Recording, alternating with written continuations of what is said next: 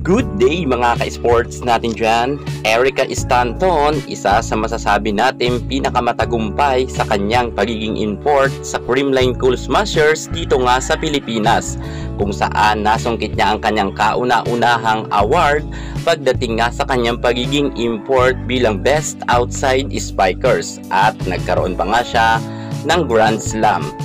Patapos ngang mag-champion sila sa PVL Reinforced Conference at sa Invitational Conference. Si Erica Stanton ay isa sa mga masasabi nating simple lang pero napakalakas pala nito pag naglalaro na sa loob ng court. Very charming ito at mahal na mahal siya ng kanyang mga fans. Kita naman kasi natin na si Erica Stanton ay palangiti kahit pagkatapos nga ng games ay sobrang naka-smile pa rin ito. At bukod dyan, umiikot rin si Erica Stanton sa loob ng court at nilalapitan niya ang mga gustong magpa-picture sa kanya.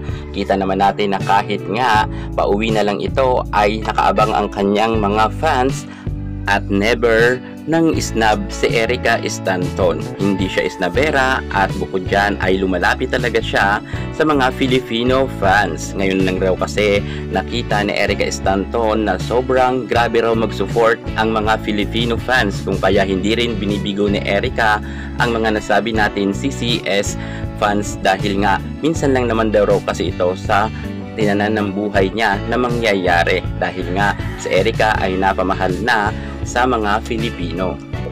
At tayon pa nga sa magaling na import, mahal na mahal niya ang Filipino fans. Lalo higit ang kanyang mga ka-teammates ay sobrang mamimiss niya raw, nalulungkot raw siya sa kanyang pag-alis.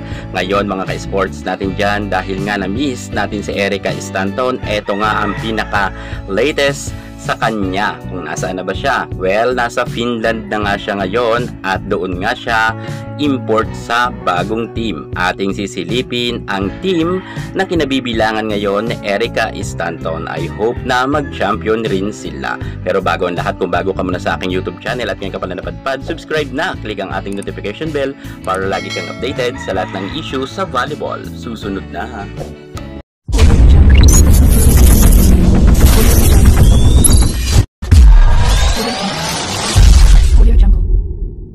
Two times gold medalist, Best Outside Spikers, Erica Stanton. Mamimiss natin siya, kaya bibigyan ko kayo ng pinaka-latest sa kanyang kaganapan. Kung nasaan na ba ang ating mabait at magaling na Spikers na import nga ng Creamline Cool Smashers. Matapos nga ng kanyang matagumpay na pagiging import sa Pilipinas, ngayon naman ay magpapakitang gilas itong si Erica Stanton sa Finland.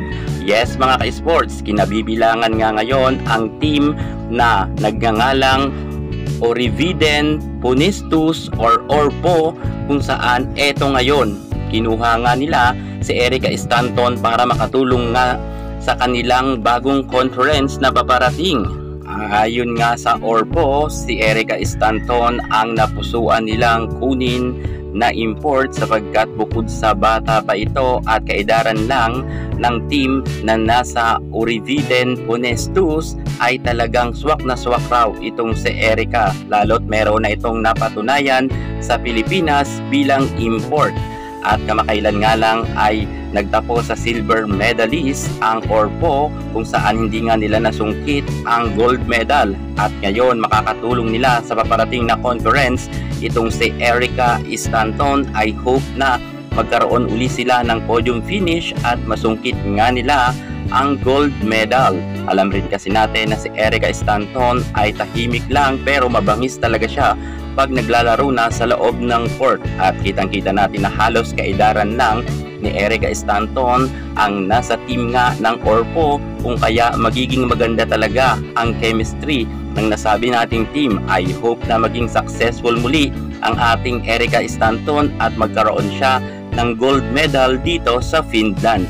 Good luck na lang sa ating Erica Stanton at mag-a-update pa tayo ng mga kaganapan nga sa kanya, kaya tutok kayo sa aking YouTube channel sapagkat madalas tayong mag-a-update hanggang sa pagbabalik ni Erica Stanton dito sa Pilipinas. At sana talaga sa Creamline Cool Smashers pa rin siya maglaro para madepensahan nila ang kanilang title.